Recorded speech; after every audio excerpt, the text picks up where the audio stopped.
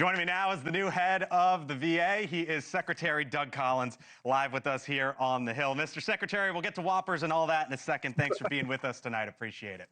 Glad to be with you. It's good to see you. So, in all seriousness, your agency employs about 500,000, and nice to see you as well. Your agency employs about 500,000 folks or so. There's believed to be about 18 million living veterans. So when you think about the VA, this touches tens of millions of families in basically every community all across the country. You've only been in the job 2 weeks, but as you look at what you've seen, just right off the bat here, what do you think is your biggest task at hand right now?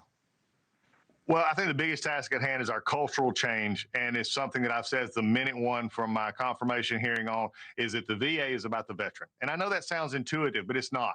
Because when you get an organization sometimes this size, it begins to have a lot of what I call self-care in the organization. We got a lot of great people here, but we need to remind ourselves, just like any good organization does, is why we're here, and the veteran is why we're here. So that's why we're looking, and why in these times right now, we're looking to make sure that anything we do with our cost cutting, with our employment, is focused on our veterans and making sure that those who touch our veterans directly are not part of that impact, so that those can continue to get the benefits and the health care that they have earned. So let's talk about that, because you have said, there's 300,000 that are mission critical, 470,000, right? So you're somewhere in the area of 170,000 who wouldn't be defined as mission critical.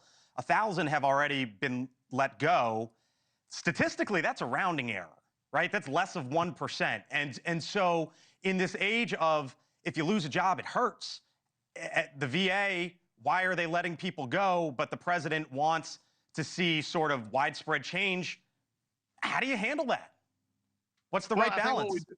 We do strike a balance. And look, there's still other things that we're looking at, and there's still other changes that will probably come along. And I think that's just something that we have to make sure of, that in this situation, we're going to look for every efficiency. And I can already say that some of the efficiencies and some of the cuts we've already made, we're looking to find a place right now for almost $100 million that we can redirect from things that we should not have been spending, or in contracts, or also in some employment, and redirect it toward our veteran health care, our veteran suicide issue, our veteran homeless issue, which again enhances why we're supposed to be there. So look, we're just getting started here. And believe me, there's been a focus here. And one of the things that's so amazing about the Hill right now that you had mentioned sort of earlier, you alluded to in my video, is that the other side is trying to scare people. They're trying to tell us that we're cutting veterans benefits. That's just wrong. In fact, like I just said, so no benefits cut, no benefits, no critical services cut.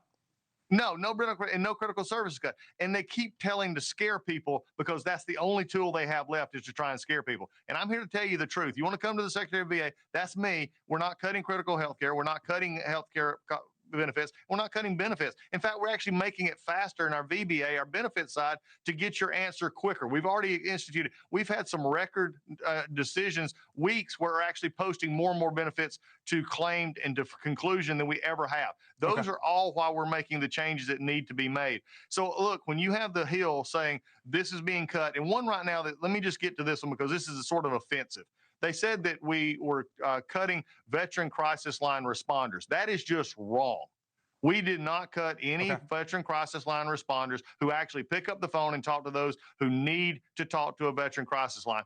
They're trying to use that with some other things that were going on in the back offices that did not happen. So just for your listeners, and if you're watching tonight, trust me when I tell you, we're doing everything for the veterans. So we're making sure we do it efficiently, as per what the president, who has set the agenda to say, take care of my veterans, but also set the agenda that the way we do things in Washington is over.